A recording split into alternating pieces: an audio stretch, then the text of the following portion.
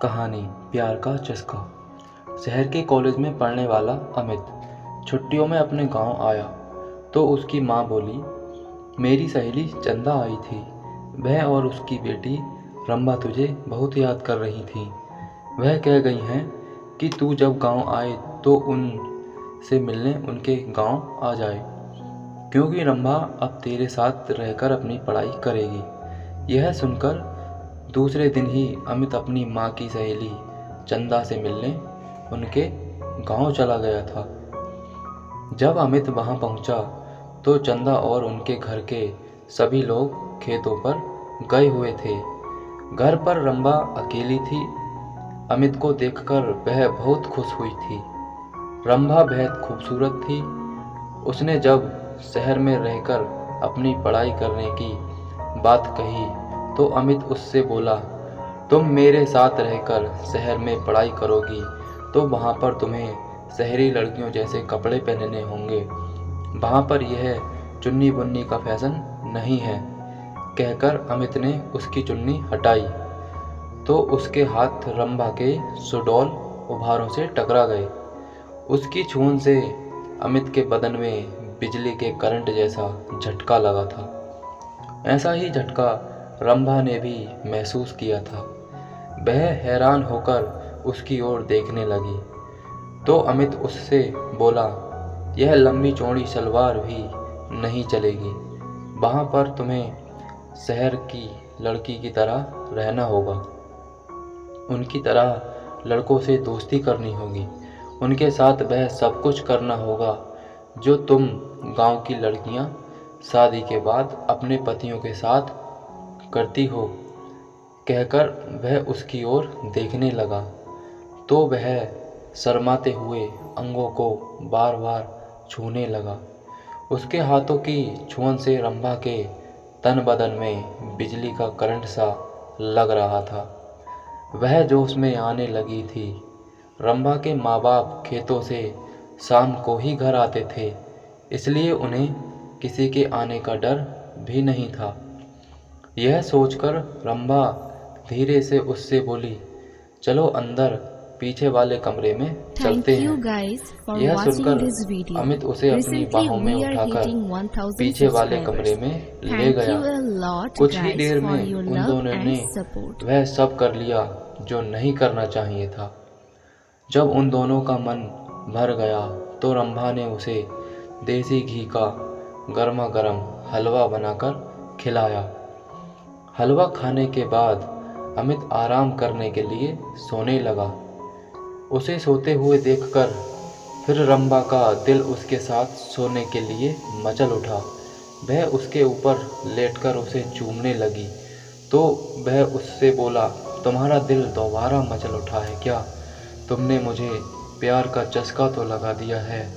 रंभा ने अमित के कपड़ों को उतारते हुए कहा। इस बार वे कुछ ही देर में प्यार का खेल खेलकर पस्त हो चुके थे, क्योंकि कई बार के प्यार से वे दोनों इतना थक चुके थे कि उन्हें गहरी नींद आने लगी थी। शाम को जब रंभा के माँ बाप अपने खेतों से घर लौटे तो अमित को देखकर खुश हुए। रंभा भी उसकी तारीफ करते नहीं थक रही थी।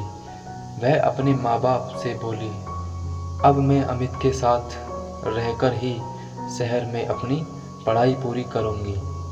यह सुनकर उसके पिताजी बोले, तुम कल ही इसके साथ शहर चली जाओ। वहाँ पर खूब दिल लगाकर पढ़ाई करो।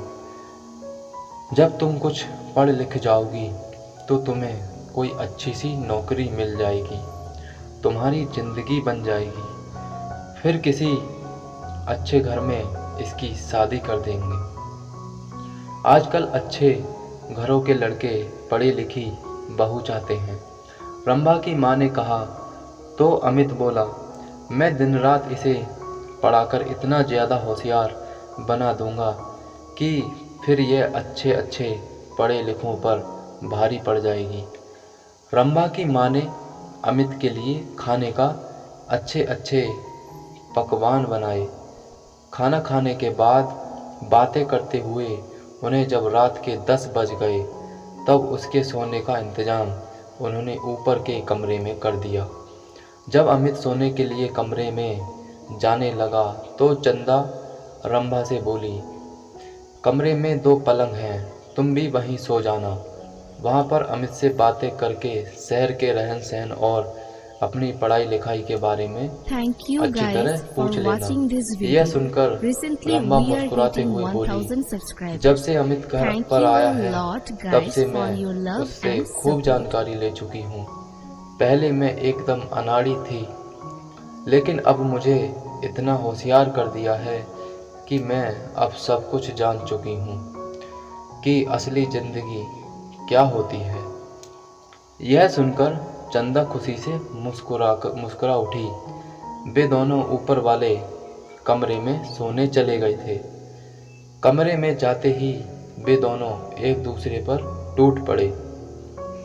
शहर में आकर अमित ने रंभा के लिए नए नए फैशन के कपड़े खरीद दिए, जिन्हें पहनकर वह एकदम फिल्म हीरोइन जैसी फैशनेबल हो गई थी।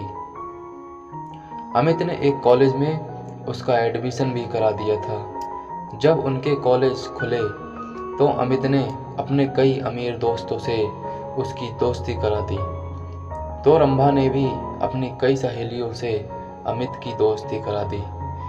गांव की सीधी सादी रंभा शहर की ज़िंदगी में ऐसी रम गई थी कि दिन में अपनी पढ़ाई और रात में अमित और उसके दोस्तों के साथ खूब मौज मस्ती करती थी। जब रंभा शहर से दूसरी लड़कियों की तरह बन संभर कर अपने गांव जाती तब सभी लोग उसे देखकर हैरान रह जाते थे। उसे देखकर उसकी दूसरी सहेलियां भी अपने माँ बाप से उसकी तरह शहर में पढ़ने की जिद करके शहर में ही पढ़ने लगी थी। अब अमित उसकी गांव की सहेलियों के साथ भी मौज मस्ती करने लगा था। उसने रंभा की तरह उनको भी प्यार का चस्का जो लगा दिया था।